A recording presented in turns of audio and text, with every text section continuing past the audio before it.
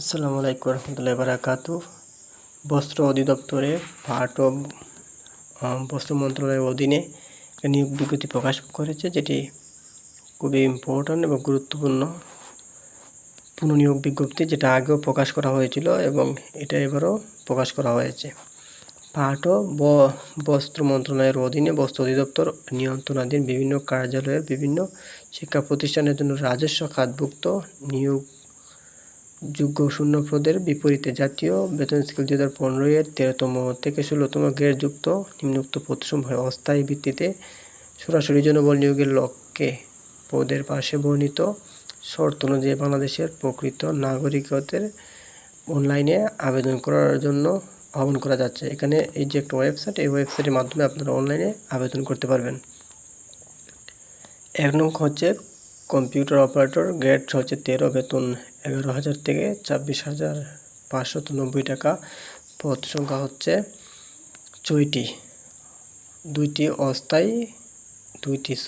স্থায়ী এবং 4টি অস্থায়ী। শিক্ষাগত যোগ্যতা হচ্ছে কোনো স্বীকৃত বিশ্ববিদ্যালয় হতে বিজ্ঞান বিভাগে স্নাতক বা সমমানের ডিগ্রি এবং কম্পিউটার মুদ্রাক্ষরে প্রতি মিনিটে বাংলায় 25 এবং ইংরেজিতে 30 শব্দের গতিসহ সংশ্লিষ্ট বিষয়ে স্ট্যান্ডার্ড অ্যাপটিটিউড টেস্টে আপনাকে উত্তীর্ণ হতে হবে। অর্থাৎ বাংলা 25 এবং ইংরেজিতে 30 শব্দের টাইপিং স্পিড থাকলে আপনি এখানে উত্তীর্ণ হতে পারবেন। এখানে রিটেন পরীক্ষা নেওয়ার পরে কম্পিউটার টেস্ট নেওয়া হবে এবং এই শর্ত অনুযায়ী আপনাকে পাস করতে হবে। দ্বিতীয় হচ্ছে উচ্চমান সহকারী, 14তম গ্রেড, বেতন হচ্ছে 10,200 থেকে 24,680 টাকা। আর পদ সংখ্যা হচ্ছে 9টি, স্থায়ী 1টি, অস্থায়ী 8টি। শিক্ষাগত যোগ্যতা হচ্ছে কোনো স্বীকৃত বিশ্ববিদ্যালয় হতে দ্বিতীয় শ্রেণী বা সমমানের সিজিপিএ স্নাতক বা সমমানের ডিগ্রি, কম্পিউটার ব্যবহারের দক্ষতা থাকতে হবে এবং কম্পিউটার মুদ্রাক্ষরে প্রতি মিনিটে বাংলায় 25 এবং ইংরেজিতে 25 থাকতে হবে। উচ্চমান সহকারী তো কম্পিউটার এক্সপার্ট হতে হবে, বাংলায় 25 এবং ইংরেজিতে 30 শব্দের গতি থাকলে আপনাকে উচ্চমান সহকারীতে অ্যাপ্লাই করতে পারবেন এবং এটা হচ্ছে দ্বিতীয় শ্রেণী বা সমমানের সিজিপিতে স্নাতক বা সমমানের ডিগ্রি আপনাকে অনার্স কমপ্লিট করতে হবে। তৃতীয় হচ্ছে লাইব্রেরি অ্যাসিস্ট্যান্ট, গ্রেড 16, 9,300 থেকে 22,490 টাকা বেতন। পদ সংখ্যা হচ্ছে 5টি, স্থায়ী 1টি এবং অস্থায়ী 4টি। এটার শিক্ষাগত যোগ্যতা হচ্ছে কোনো স্বীকৃত বোর্ড হতে দ্বিতীয় বিভাগ উচ্চ মাধ্যমিক সার্টিফিকেট বা সমমানের পরীক্ষায় উত্তীর্ণ সহ গ্রন্থাগার বিজ্ঞানে সার্টিফিকেট কোর্স পাস বা গ্রন্থাগার বিজ্ঞানে ডিপ্লোমা। আপনি যে লাইব্রেরি অ্যাসিস্ট্যান্টের যে একটা পদ, এটা হচ্ছে 16তম গ্রেডের। এটাতে অ্যাপ্লাই করতে হলে আপনাকে উচ্চ মাধ্যমিক সার্টিফিকেট পরীক্ষা উত্তীর্ণ হওয়ার পাশাপাশি গ্রন্থাগার বিজ্ঞানে কোর্স, মানে আপনাকে লাইব্রেরি কোর্স করতে হবে, তারপর এটার মধ্যে অ্যাপ্লাই করতে হবে পারবেন। আপনাকে প্রথমত লাইব্রেরি কোর্স করার পরে এটার মধ্যে অ্যাপ্লাই করতে পারবেন। চতুর্থ হচ্ছে অফিস সহকারী কাম কম্পিউটার মুদ্রাক্ষরীর, গ্রেড নাম্বার হচ্ছে 16, বেতন 9,300 থেকে 22,490 টাকা। পদ সংখ্যা হচ্ছে 20টি। এটা হচ্ছে অফিস সহকারী কাম কম্পিউটার মুদ্রাক্ষরীর, পদ সংখ্যা 20টি। কোনো স্বীকৃত বোর্ড হইতে অনন্য দ্বিতীয় বিভাগ বা সমমানের জিপিএতে উচ্চ মাধ্যমিক সার্টিফিকেট বা সমমানের পরীক্ষায় উত্তীর্ণ, কম্পিউটার ব্যবহারের দক্ষতা এবং বাংলায় মুদ্রাক্ষরে প্রতি মিনিটে বাংলায় 20 শব্দ এবং ইংরেজিতে 20 শব্দের গতি থাকতে হবে। আপনি যদি ইন্টার পাস করেন তাহলে এখানে এটার মধ্যে অ্যাপ্লাই করতে হবে, পারবেন।